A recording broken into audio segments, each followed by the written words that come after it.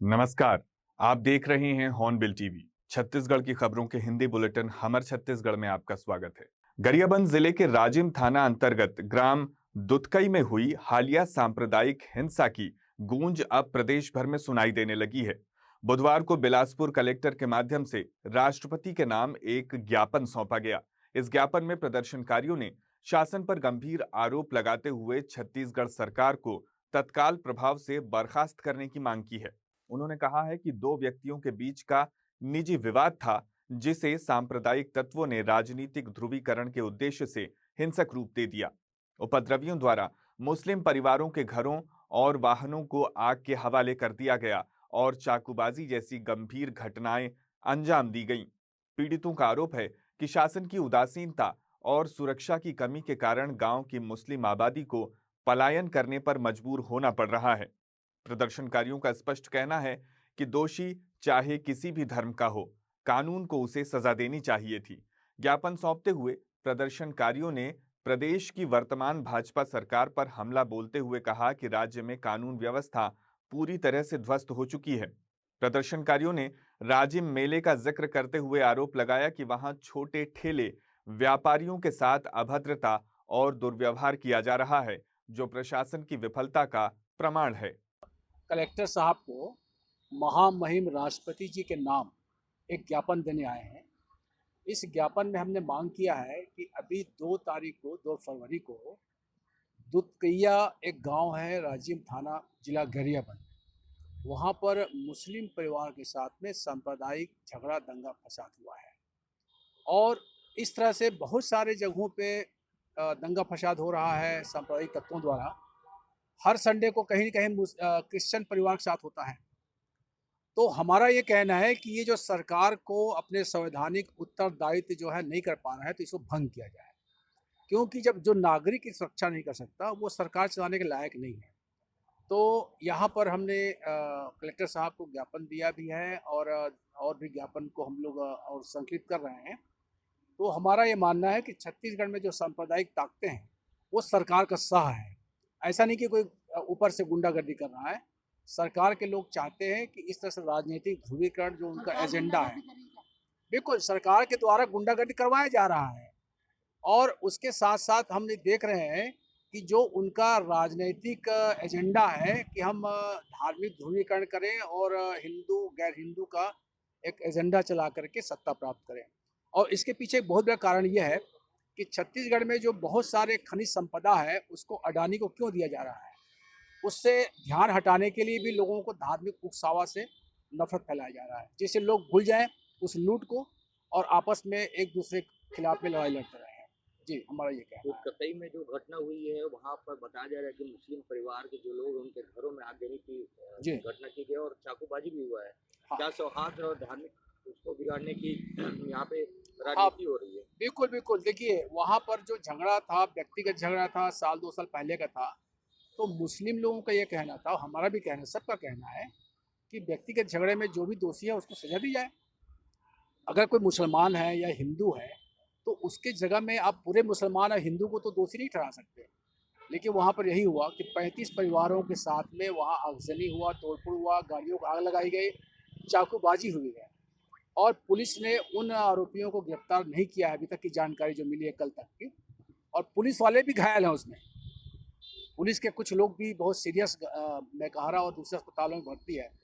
तो हमारा ये कहना है कि राजनीतिक मास्टर जो है, क्योंकि देखिए पुलिस प्रशासन या जो जनरल प्रशासन है वो तो मशीनरी है, लेकिन मशीनरी को चलाने वाला जो मास्टर माइंड है, पॉलिटिकल जो मास्टर है, वो उसका नीति और नियत खराब है।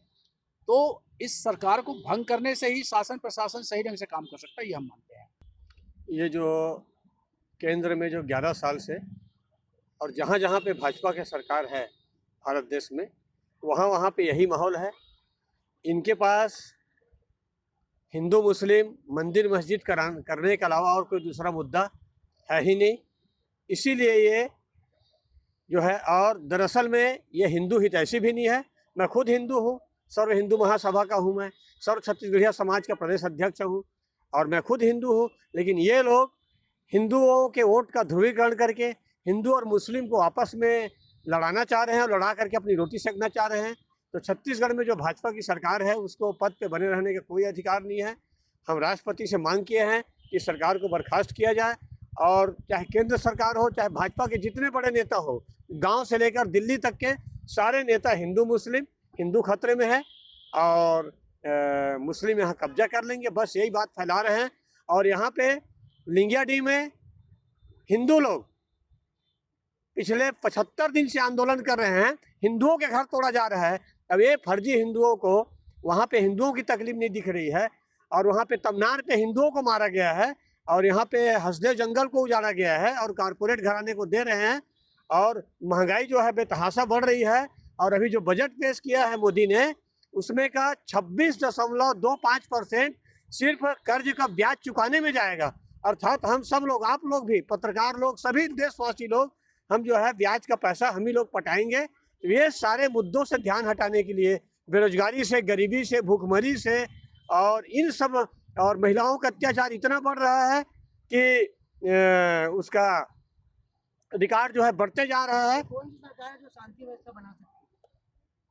हम ये कहते हैं कि इसके पहले जो सरकार थी, इससे बेहतर सरकार थी, लेकिन उससे बड़े बड़े सपने दिखाकर मोदी ने काला धन आएगा और सब कुछ अच्छा होगा, सब कुछ अच्छा होगा करके। कांग्रेस सरकार के समर्थन कर रहे हैं? नहीं, मैं किसी कांग्रेस सरकार के समर्थन नहीं कर रहा हूँ, लेकिन तुलना में हम तो जनता है, खुला आदमी है, ना हम भाजपा वाले हैं, ना हम कांग्रेस वाले हैं, ना बसपा है, ना सीपीआई वाले हैं, ना आप वाले हैं, ना सांप वाले हैं, ना बाप वाले हैं। हम जो है खुला आदमी है, हम भारत के संविधान वाले हैं। जो संविधान के अनुसार चलेगा, मान लो सरकार कुछ अच्छा करेगी तो हम उसकी प्रशंसा भी करेंगे, और सरकार जो है जनता की मुद्दे को छोड़कर सिर्फ हिंदू मुस्लिम करेगी, उसका हम विरोध करेंगे। और यहाँ पे जो हुआ है अभी राजिम जिले में, वो इसी के तहत हुआ है कि मुद्दे से ध्यान हटाओ और लोगों को हिंदू मुस्लिम उलझा के रखो। धर्म से बढ़कर क्या होता है? धर्म से ऊपर उठ के क्या करना है? धर्म से बढ़कर होता है मानवता और इंसानियत, सबसे बड़ा धर्म है। हिंदू मुस्लिम सिख ईसाई बौद्ध जैन पारसी, ये असली धर्म नहीं है। असली धर्म मानवता और इंसानियत का है। लहू का रंग एक है, लाल अमीर क्या, गरीब क्या, हिंदू क्या, मुसलमान क्या। छत्तीसगढ़ कांग्रेस को एक बड़ी राहत मिली है। पूर्व मंत्री कवासी लखमा को सर्वोच्च न्यायालय से जमानत मिलने की खबर ने कांग्रेस में एक बार फिर नए प्राण का संचार कर दिया है। कांग्रेसियों ने कहा कि ये केवल एक कानूनी राहत नहीं, बल्कि उन लाखों दबे कुचले लोगों की जीत है जिनकी आवाज लखमा सदन से लेकर सड़क तक उठाते रहे हैं। इस जीत पर कांग्रेस परिवार ने अभूतपूर्व जश्न मनाया।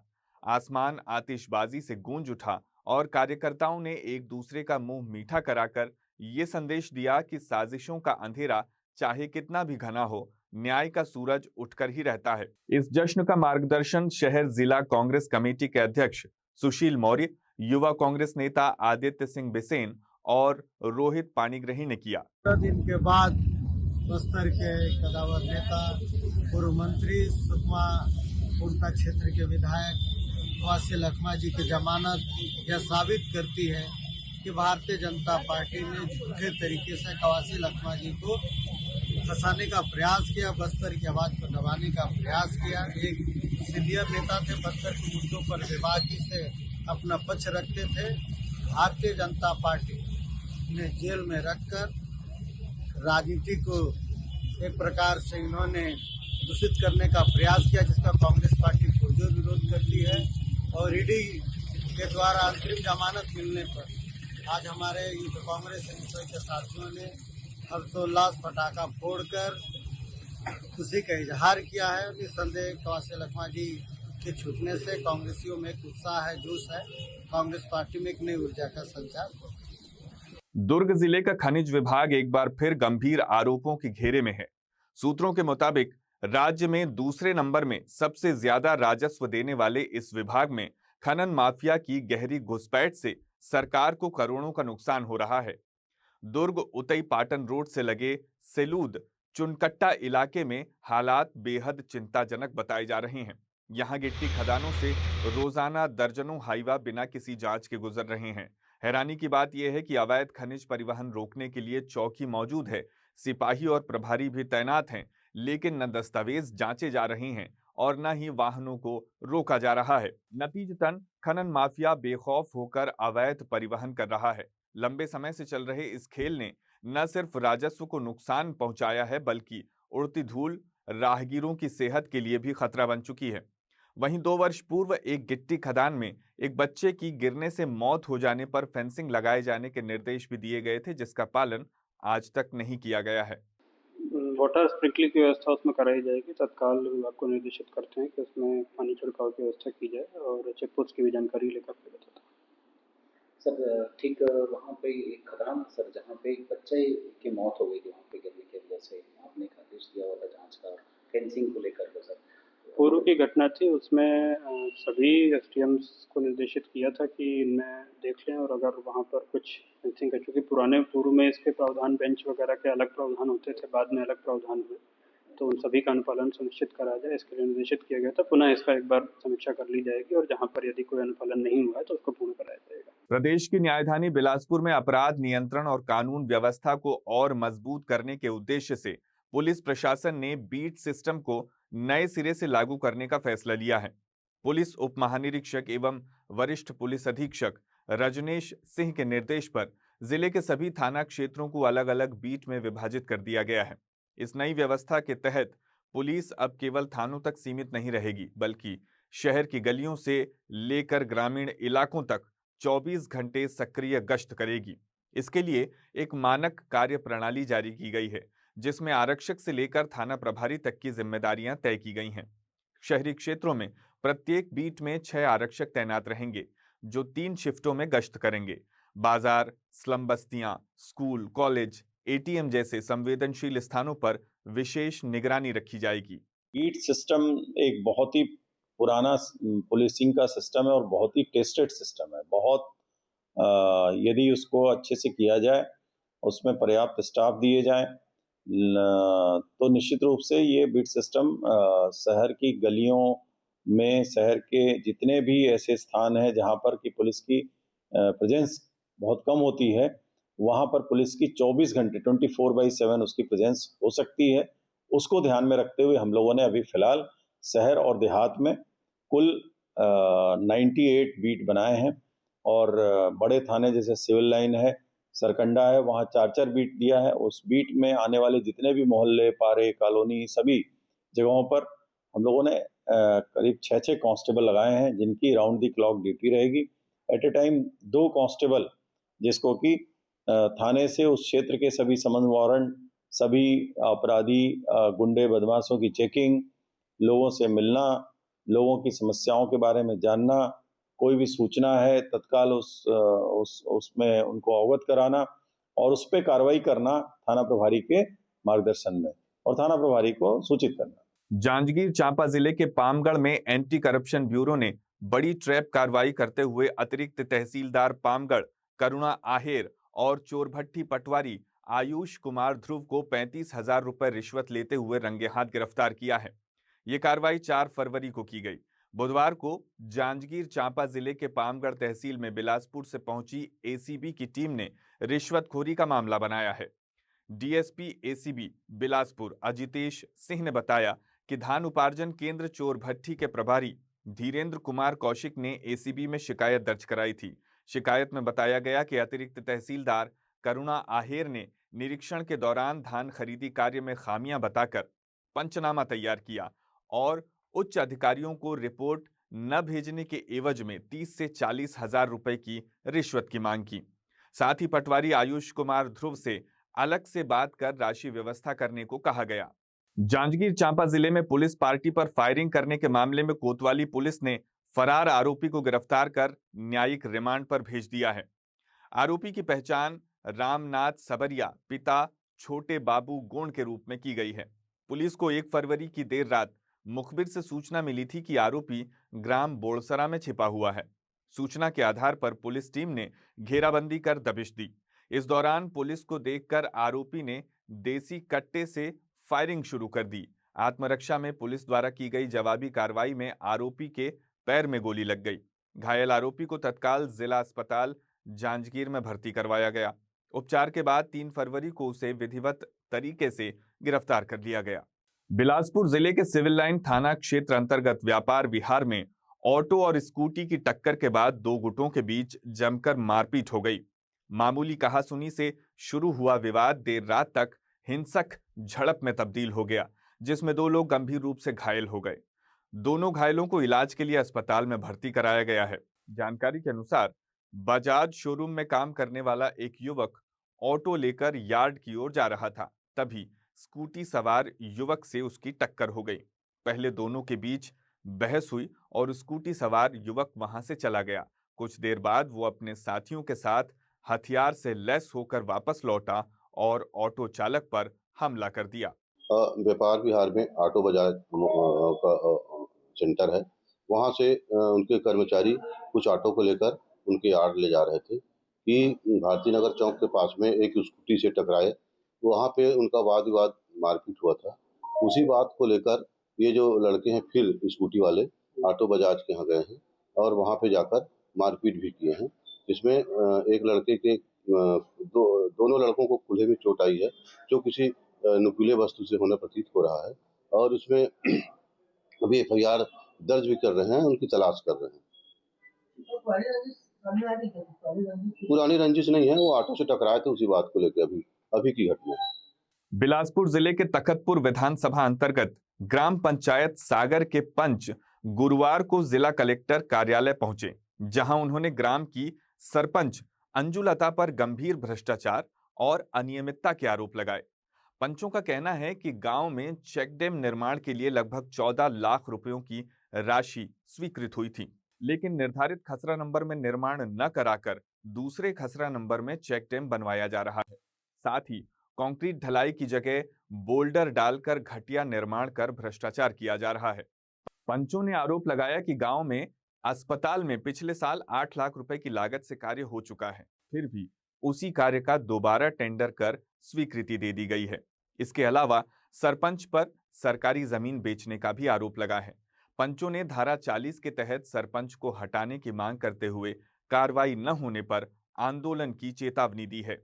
हम लोग ग्राम पंचायत सागर से सभी पंचगण आए हैं। हमारे ग्राम में कुल 13 वार्ड हैं, जिसमें 9 पंचगण हम हमारे गांव के सरपंच के विरुद्ध शिकायत लेके आए हैं। सरपंच के द्वारा लगातार हमारे गांव में अनियमितता बरती जा रही है। गांव में 14 लाख रुपए का चेक डैम पास हुआ था। उक्त कार्य को जिस खसरे पे हम ग्राम पंचायत ने प्रस्तावित कराया था, उस खसरे पे सरपंच के द्वारा नहीं बनाया जा रहा है, दूसरे खसरे पर निर्माण कराया जा रहा है। साथ ही पूरे कंक्रीट ढलाई से चेक डैम निर्माण कराया जाना था, जिसमें कंक्रीट ढलाई से न कर नीचे में बोल्डर डालकर बोल्डर को ऊपर से कंक्रीट से ढक कर लिपापोती कर कंक्रीट का काम कराया जा रहा है। हम सभी पंचगणों ने कई बार सरपंच महोदय से निवेदन किया कि ऐसा ना करें, एक बरसात में चेक डैम जो है बह जाएगा। 14 लाख रुपए का काम है, ऐसी अनियमितता में आप आगे चल के हमारा पंचायत बदनाम होगा। सरपंच जो है लगातार मनमानी कर रहा है, हमारे पंचगणों को अनदेखा कर रहा है, वो सुनने को स्वीकार नहीं कर रहा है। साथ ही हॉस्पिटल में कार्य कराया गया है, 8.5 लाख रुपए का कार्य पिछले वर्ष कराया गया था RES के द्वारा टेंडर लगाकर। उक्त कार्य दोबारा फिर से स्वीकृत हो गया। अभी वर्तमान में सरपंच के द्वारा उस कार्य को 9.5 लाख रुपए स्वीकृति मिला, जिसको सरपंच द्वारा फिर कराया गया। वही कार्य जो पहले जिसमें पेंटिंग पोताई हुआ था, छत का रिपेयरिंग हुआ था, नीचे टाइल्स का रिपेयरिंग हुआ था, सारा कार्य पिछले वर्ष हो चुका था। बावजूद इसके RES विभाग के द्वारा कराए जाने के बावजूद जो गुणवत्तापूर्ण था, अभी वर्तमान में सरपंच ने उसी काम को दोबारा फिर से करा दिया। जनपद पंचायत तखतपुर के द्वारा ग्राम वालों ने जब शिकायत किया तो जनपद पंचायत तखतपुर वालों ने इसकी लिपापोती कर दी। कार्य किसके द्वारा किया जा रहा है? सरपंच के द्वारा। कार्य एजेंसी सरपंच है, एजेंसी बना रहे हैं, कार्य एजेंसी सरपंच है अभी वर्तमान में। जी ग्राम पंचायत के द्वारा बनाया जा रहा है। वो अपना किसी बाहरी व्यक्ति से लाकर काम को करवा रहा है। हम पंचगणों ने कई बार उनको मना किया है कि ऐसा लिपापोती कार्य न करे, बावजूद इसके वो हम पंचगणों के सुनने के बजाय लगातार सिर्फ भ्रष्टाचार किया जा रहा है। जी लगातार भ्रष्टाचार किया जा रहा है। हॉस्पिटल परिसर में जो काम कराया है उसमें भी लिपापोती की गई है। भ्रष्टाचार करने के चक्कर में आप लोग उसको हटाना चाह रहे हैं, हटाना चाह रहे हैं। जी साथ ही हमारा एक सांस्कृतिक मंच है, जहाँ पे पूरे गांव के लोग उस जगह का उपयोग करते हैं। वहाँ पे साहू समाज को जमीन को बेचने का प्रयास कर रहा है सरपंच जो है। सरकारी जमीन को, शासकीय जमीन है, जिसमें सामुदायिक भवन पास हुआ है अन्य खसरे नंबर पे, 285 खसरा नंबर पे पास हुआ है। सरपंच योजनाबद्ध तरीका से उस जगह को साहू समाज को अधिकृत करना चाह रही है, जबकि हम पंचगढ़ सभी असहमत है, मना कर चुके हैं। कुछ जगह को किसी भी समाज को हम नहीं देंगे, पूरा गांव उसका स्वतंत्र रूप से उपयोग करेगा। सरपंच के द्वारा नहीं मानने से हम काफी नाराज हैं, हमारे पंचगढ़ नाराज हैं। 13 वार्ड में हम धारा 40 के तहत सरपंच को हटाने की मांग कर रहे हैं। अगर सरपंच नहीं हटता है धारा 40 में, निष्पक्ष जांच नहीं होगी, तो हम माननीय हाई कोर्ट के समक्ष जाके उनके पास न्यायालय में आवेदन देंगे, चक्का जाम करेंगे, उग्र आंदोलन की जाएगी। बिलासपुर जिले के ग्रामीण क्षेत्रों में अवैध महुआ शराब का कारोबार लगातार बढ़ता जा रहा है। शिकायत मिलने के बाद पुलिस अब लगातार कार्रवाई कर रही है। इसी कड़ी में सीपत थाना पुलिस ने नशे के अवैध कारोबार के खिलाफ बड़ी कार्रवाई करते हुए ग्राम खांडा में एक महिला को कच्ची महुआ शराब बनाते हुए रंगे हाथ गिरफ्तार किया है। मुखबिर की सूचना पर पुलिस टीम ने गांव में घेराबंदी कर दबिश दी, जहां अंजनी सिदार नामक महिला शराब उतारते हुए पकड़ी गई। मौके से पुलिस ने 110 लीटर अवैध महुआ शराब जब्त की, जिसकी अनुमानित कीमत करीब 22,000 रुपए बताई जा रही है। साथ ही शराब निर्माण में उपयोग किए जाने वाले एल्यूमीनियम बर्तन, पाइप और अन्य उपकरण भी बरामद किए गए।